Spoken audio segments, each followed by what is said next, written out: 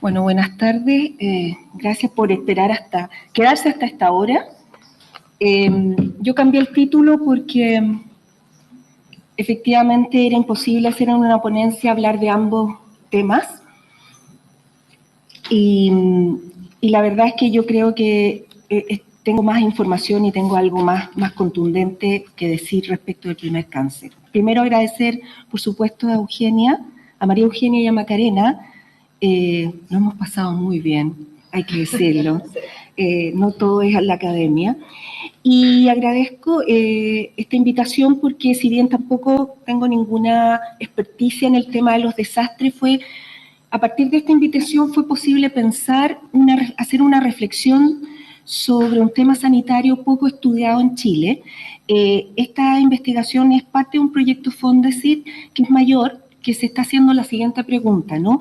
¿Qué pasa en Chile después de que se derrota la mortalidad materno-infantil, que efectivamente fue uno de los grandes desastres que tuvo la historia de Chile sanitaria, hasta 1970 aproximadamente? Entonces, este proyecto parte preguntándose, bueno, después que el Estado chileno logra resolver, ¿no?, esta tragedia de alguna manera permanente, ¿qué pasa con la salud en Chile, con la salud dirigida a las mujeres, y qué se propone el Estado para hacer sobre esto? Voy a ir leyendo y matizando, tratando de ser lo más ágil posible. El Centro Internacional de Investigaciones sobre el Cáncer de la Organización Mundial de la Salud indica que la mayoría de los países no financian de manera adecuada las prestaciones de tipo oncológicas ni alcanzan a cubrir los cuidados paliativos. A nivel mundial se estima que en 2022 se produjeron 20 millones de nuevos casos y 9,5 millones de muertes. En el caso chileno, la situación también es preocupante. El año 2022 se diagnosticaron casi 60.000 enfermos de cáncer y 31.000 y fracción de fallecimientos. Según la misma agencia, en nuestro país, el 2018, el cáncer cervicuterino tuvo una incidencia de 1.500 casos nuevos y una letalidad de 7,25, lo que equivale al 5,4% de fallecimientos por este tipo de enfermedad en las mujeres, siendo principalmente el mayor porcentaje el cáncer de mama, con una cifra de 1.688, que corresponden al 12,5% del total de decesos. Las proyecciones epidemiológicas indican que en las próximas décadas el cáncer se transformará en la principal causa de muerte a nivel nacional, en el caso de las mujeres. Si bien el cáncer cervicuterino, acá, ya, mira. Ya. Si bien el cáncer cervicuterino es una preocupación creciente en la última década en Chile, hay antecedentes remotos de esta en el pequeño círculo médico chileno de principios del siglo XX, como se observa en algunas publicaciones locales y también en congresos panamericanos de la época. Por ejemplo, el texto del médico Moisés Amaral, La lucha contra el cáncer, de 1915, divulgado en el marco de su conferencia, proponía en un lenguaje de confrontación y de guerra, que ya ha estudiado muy bien Susan Sontag, una serie de descripciones y recomendaciones relacionadas con esta patología, y dictaminaba que las mujeres que la padecían lo hacían por ignorancia, negligencia o por falta de examen ginecológico. Y planteaba un reconocimiento especial a la labor de las matronas, que son las parteras certificadas en Chile, y al contacto privilegiado que estas paramédicas tenían para pesquisar esta enfermedad. Llamaba la atención respecto de la transversalidad de las clases sociales de esta enfermedad y reforzaba que la única posibilidad de curación era la extirpación del útero, es decir, la histerectomía. Se trataban de testimonios y noticias sobre una población aquejada por un cáncer en un estado avanzado, pues las revisiones clínicas consistían en casos que requerían en su mayoría un tratamiento quirúrgico, dado la tardía consulta de la población femenina. Más adelante, en la década de 1930, se inauguraron, particularmente en Santiago, Valparaíso y Concepción, una serie de unidades dedicadas a 9 especialidades del saber ginecológico, que atendían problemas de endocrinología, esterilidad conyugal, oncología, radioterapia, problemas de la adolescencia, etc. El trabajo de estas unidades tuvo un desarrollo discreto en las siguientes 2 décadas y se inspiraba en una nueva tendencia en la práctica ginecológica, europea principalmente, dedicada preferentemente a la cirugía mutiladora de los órganos reproductores. Pero también se observaba en esas décadas, sobre todo hacia el 40 y 50, la tendencia a transitar a una cirugía más bien reparadora y una especialidad que generaba investigación propia relacionada, por ejemplo, con la extirpación de órganos femeninos y con los primeros tratamientos de cánceres, como ya sucedía, por ejemplo, en Argentina desde la década de 1930 o en Perú, en donde el cáncer había tenido o inspiraba una asociación muy poderosa que está vigente hasta el día de hoy. No menor fue el interés por el uso de una terapéutica farmacológica, por ejemplo, las usadas para combatir las enfermedades venéreas. Pero más tarde, gracias a las becas de especialización que se organizaron a fines de la década de 1950, varios médicos chilenos, médicos, no médicas, vieron la posibilidad de reforzar sus conocimientos a través de viajes y se instalaron en nuevos consultorios y hospitales bajo la dirección del Servicio Nacional de Salud, ¿no? Un servicio emblemático del cual no le voy a dar mucho espacio ahora, pero que constituye un espacio privilegiado a nivel latinoamericano, ¿no? Porque es el que inaugura la medicina centralizada y con la pretensión de ser universal a partir de la década del 50. La ausencia de investigaciones historiográficas sobre el cáncer en Chile representa un vacío en esta temática de salud pública y de historia de la medicina, y es un desafío, pues tanto la salud pública femenina y privada actual reservan un espacio importante al debate sobre la incidencia e impacto de la enfermedad. Este primer avance que les voy a presentar pone un poco su primera bandera a partir de la década del 60, porque voy a dar algunos antecedentes, y se apoya en varias fuentes primarias, por supuesto las tradicionales que hemos escuchado acá, documentales, archivísticas, monografías, pero también he tenido la posibilidad de entrevistar a varios médicos y matronas que han sido fuente de una información privilegiada que no está registrada en la cultura escrita, ¿no? Y que en el fondo da cuenta también no solo del tema clínico, sino también de la experiencia, ¿no? Algunos antecedentes. Uno de los baluartes, como ya lo adelanté, de las políticas sanitarias a nivel latinoamericano fue nuestro Servicio Nacional de Salud, que concentró una buena parte, uno podría decir con cierta certeza, más del 55% de las acciones sanitarias de este servicio se concentraron en la protección de la madre y el hijo. Pero particularmente a partir de la década de 1960, cuando en Chile se instala el primer programa de planificación familiar, creado en 1965 durante el gobierno de Eduardo Frei, este programa se transformó en un programa estratégico para la contención de las altas tasas de aborto y, por supuesto, también para la reducción de la natalidad en la época. Pero también fue un programa sanitario muy valioso que promovió orientaciones y preocupaciones en torno a la salud femenina que se alejaron del mandato social de la maternidad, ¿no? Era evidente, este era el primer programa precisamente para evitar la maternidad. Sin embargo, hay que poner una postilla. En Chile, el primer programa de planificación familiar estaba dirigido para todas las mujeres que ya habían tenido un hijo. Tenían que haber tenido un hijo para poder optar a evitar tener nuevamente hijos, ¿no? Efectivamente, este era un programa que estaba enmarcado en todo el combate contra la pobreza, contra el subdesarrollo, y no tenía una agenda feminista, porque en ese momento, en la década del 60, el feminismo chileno estaba muy diluido entre los partidos políticos, ¿no? Y había ya dado una legal lucha por el sufragio femenino, y eso de alguna manera lo disolvió, ¿no? Después de esa conquista. Este programa puso a disposición de la población femenina una rutina de accesos a tecnologías contraceptivas que colaboraron no solo en la reducción de la fecundidad, sino en el reconocimiento del cuidado del cuerpo de las mujeres en distintas fases del ciclo vital, dimensión poco conocida en la historia de la contracepción en Chile. Fases como el inicio de la vida sexual, el ciclo menstrual, la menopausia y, por supuesto, la patología del cáncer uterino son ejemplos del impulso de esas nuevas preocupaciones. Las visitas al consultorio para controlar el uso y el seguimiento de los métodos anticonceptivos incrementó el vínculo, el reconocimiento y la relación entre mujeres y profesionales sanitarios, matronas y médicos.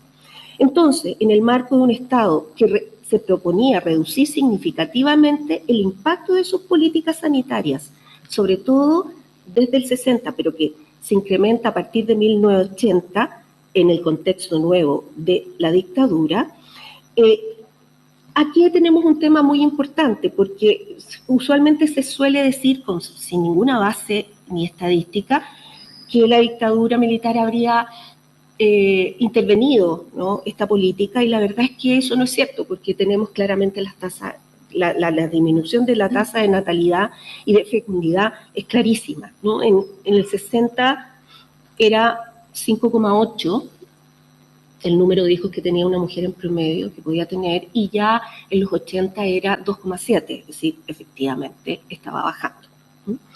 Entonces, lo que nos interesa y nos preguntamos, ¿no?, es cómo opera, ¿no?, la preocupación del cáncer uterino, que era más bien marginal, y cómo se instala en este programa nuevo, ¿no? Lo que detectamos, ¿no?, al mirar el programa de planificación familiar es que, de alguna manera, fue una combinación muy feliz o afortunada, ¿no?, el hecho de que el programa estaba concentrado en disminuir el número de hijos, y la relación que establecían los profesionales sanitarios con las mujeres no era precisamente para el cuidado del hijo, sino para el cuidado de la mujer, del cuerpo de la mujer, de la vida de la mujer. Y entonces uno puede ver que efectivamente hay ahí un espacio en donde se va a estudiar nuevas preocupaciones, ¿no?, se va a investigar nuevas preocupaciones sobre la salud sexual de las mujeres, y va a haber un instrumento que es clave, que es la difusión del examen conocido como el Papa Nicolau, ¿no es cierto?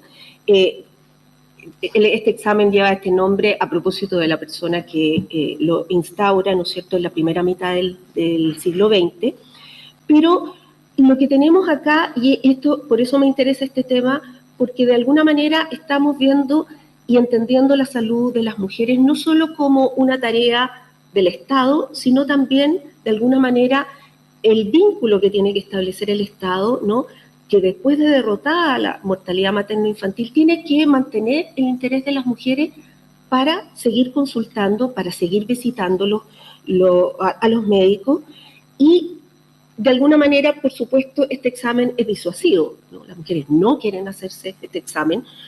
Hay estadísticas mundiales que hablan, ¿no?, de lo difícil que ha sido, ¿no?, convencer a la población femenina de que parte de la vida y la muerte está en medio de la continuidad y el acceso a este examen, ¿no?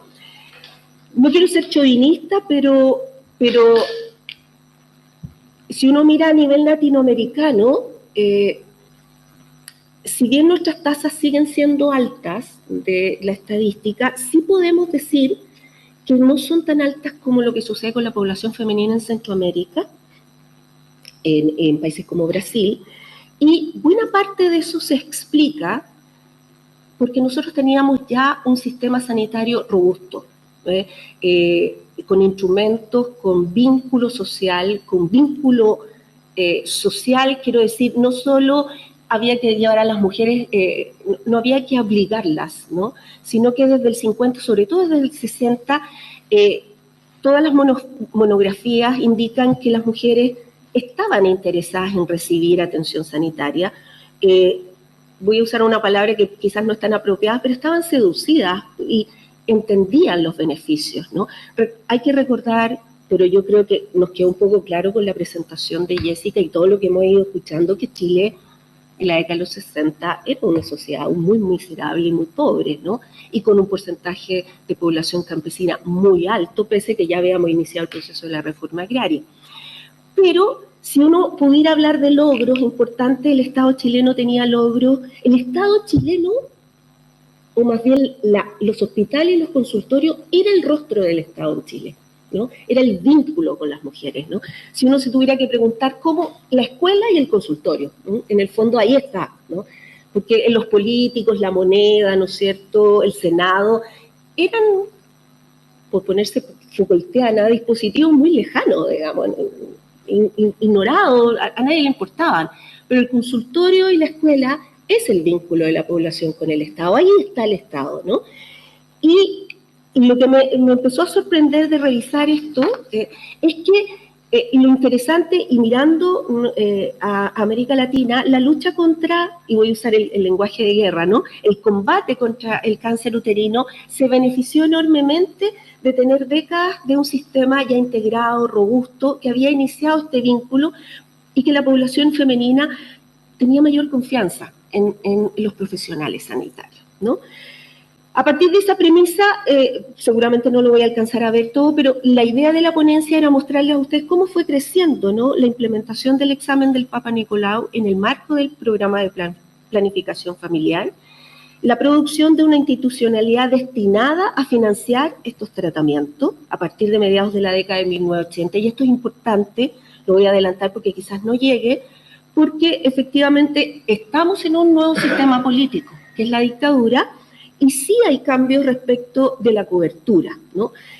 Si bien la dictadura militar no intervino la distribución de anticonceptivos, sí lo que hizo de manera importante fue reducir la cobertura del Estado, ¿no? Es decir, si hasta el golpe militar el Estado tenía la pretensión de llegar a toda la población y llega en buena parte al 70% de la población, ¿no?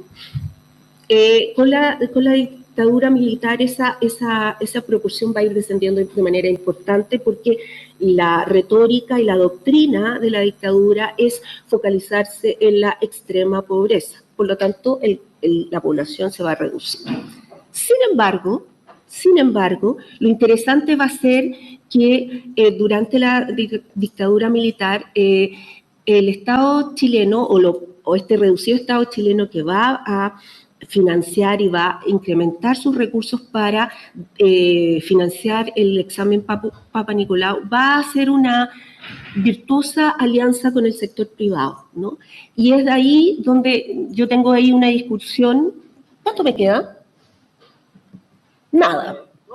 Claro, nada. Entonces, no puedo leer todo esto, pero lo puedo explicar, ¿no? Va a ser una... y por eso me llama la atención y por eso llegué a este tema, ¿no? Una preocupación que es sobre una patología específica femenina que a nivel latinoamericano todavía no tiene una gran importancia su combate, no su estadística, ¿no?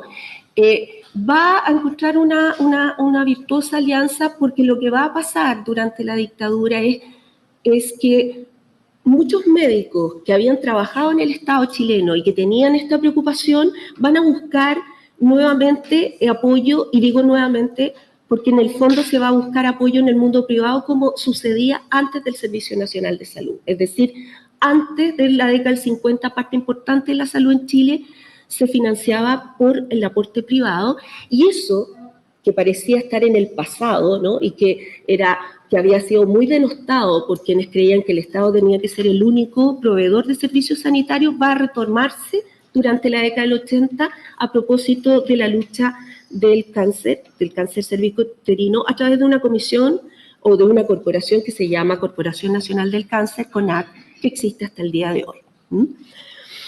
Lo importante entonces para ir avanzando es que la lucha o el combate contra esta patología va a apoyarse tanto en el aporte privado, pero también en un nuevo instrumento que hasta entonces se utilizaba muy poco y que tiene que ver exclusivamente con que Chile estaba alcanzando ya niveles de alfabetización importantes, y es que se van a inaugurar varias campañas apoyadas en folletería que antes se usaban pero que tenían un efecto absolutamente limitado. La gente no leía o no entendía lo que leía, ¿no? Y aquí se va a financiar y va a surgir yo tenía imágenes, ¿cómo se llama? Una folletería que va a comenzar a mostrar los aparatos, ¿no? Y aquí va a comenzar una discusión que va a decir, bueno, ¿queremos que la gente vaya a buscar a diagnóstico o la queremos asustar, ¿no? Y aquí es donde comienza también otra discusión que me parece interesante. Estoy poniendo solo imágenes sobre el cáncer en términos generales, voy a llegar después a específicas, ¿no?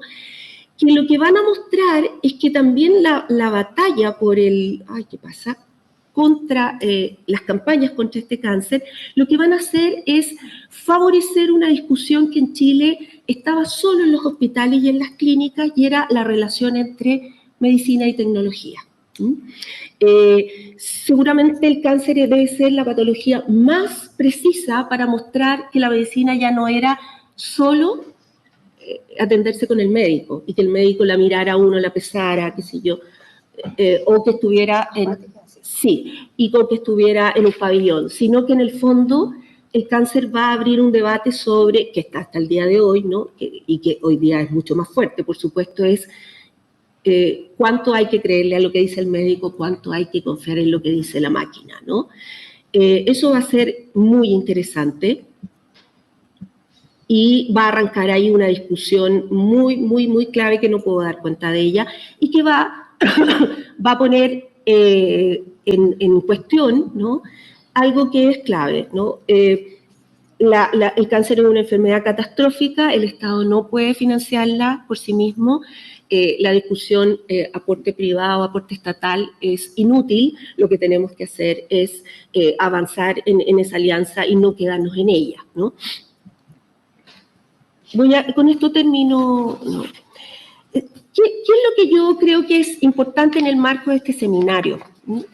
Yo creo que lo más importante es que los médicos usaban un lenguaje hasta el día de hoy, pero muy fuerte a partir de la década del 70, un lenguaje en la folletería, en la búsqueda de financiamiento, que asociaba esta enfermedad con un desastre humano, con una experiencia catastrófica, con una experiencia asociada a la incertidumbre, a la inseguridad y a la muerte, ¿no? Y que combinaba, y que era como un péndulo, ¿no? Que buscaba asociar, buscaba atraer a la gente a la confianza, que creyeran en la medicina, pero usaban un lenguaje que era más bien aterrador, alejaba las confianzas y genera mucho debate interno entre los médicos, ¿no?